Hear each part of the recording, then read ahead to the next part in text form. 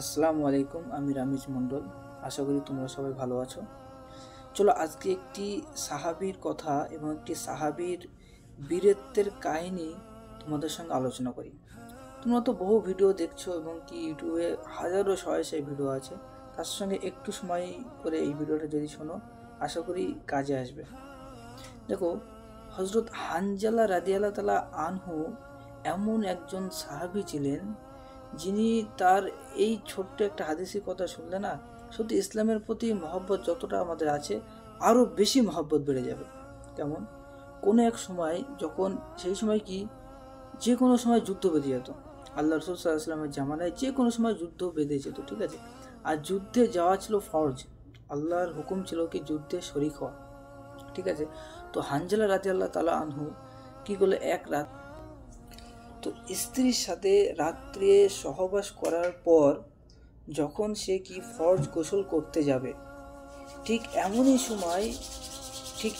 সময় কি আসলো যুদ্ধের ডাক। কি মানে সেই সময় কি যুদ্ধে যখন ডাক চলে আসে না, তো পাড়া সারা এলাকায় কি একটা মানে কি আওয়াজ ছুটে আসে কি যুদ্ধ শুরু হয়ে গেছে। তখন হানজালা রাদিয়াল্লাহু তাআলা আনহু কি করেছিল, সে তার ফরজ গোসল বাদ দিয়ে আল্লাহ রসুল সাল্লাল্লাহু আলাইহি ওয়াসাল্লামের ডাকে চলে গেছিল কি যুদ্ধের ময়দানে।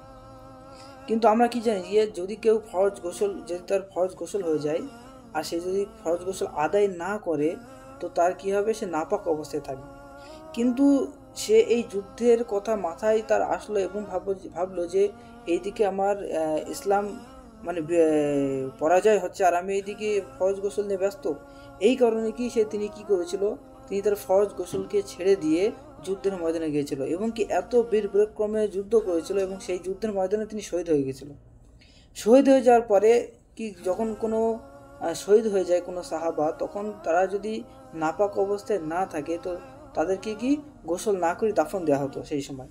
তো এই রীতিনীতি ছিল। তো যখনই আল্লাহ রসুল সাল্লাল্লাহু আলাইহি ওয়াসাল্লাম হানজালা রাদিয়াল্লাহু তাআলা আনহুকে দেখে যে তার কানের লতি দিয়ে পানি কেন গড়াচ্ছে, তখন আল্লাহ রসুল সাল্লাল্লাহু আলাইহি ওয়াসাল্লাম বুঝতে পারেনি, কিন্তু এইটুকু বুঝে গিয়েছিল যে হানজালা রাদিয়াল্লাহু তাআলা আনহুকে যে ফেরেশতারা ফরজ গোসল আদায় করাচ্ছে। কিন্তু কনফার্ম কখন হলো, যখন সে পুরো ঘটনাটা শুনলো, তখন আল্লাহ রসুল সাল্লাল্লাহু আলাইহি ওয়াসাল্লাম কনফার্ম হয়ে গেল যে না, সত্যি হানজালা রাদিয়াল্লাহু তাআলা আনহু তিনি ফরজ গোসল না করে তিনি যুদ্ধের ময়দানে চলে এসেছিল। এই কারণে আল্লাহর তরফ থেকে ফেরেশতারা এসে কি হানজালা রাদিয়াল্লাহু তাআলা আনহুকে ফরজ গোসল আদায় করায়। দেখো, এই ছিল সেই সাহাবাদের বীরত্বের কারণ। তারা কি বলবো, নিজে দুনিয়ার দিকে দেখেনি, দুনিয়াতে কি হবে কি না হবে ওইসব কিছু দেখেনি, এবং কি ফরজ গোসল তো একটা বহুত বড় আমল ছিল সেটাও দেখেনি, শুধু একমাত্র ইসলাম বিজয়ের কারণে, একমাত্র ইসলামের জন্য। তারা ইসলামের জন্য কত কষ্ট মুজাহাদা করেছে এবং কি সেই ইসলাম সারা দুনিয়াতে তাদের কুরবানির কারণে ছড়িয়ে গেছে। আর আজকে আমরা কি সেই ইসলামের প্রতি অবহেলা করি এবং কি সেই আল্লাহর হুকুমের প্রতি অবহেলা করি, আল্লাহ রসুলের তরিকার প্রতি অবহেলা করি। সেই জন্য আমার বলার উদ্দেশ্য হচ্ছে এটাই যে তাদের কুরবানির কারণে আজকে আমরা দিন পেয়েছি, ইসলাম পেয়েছি।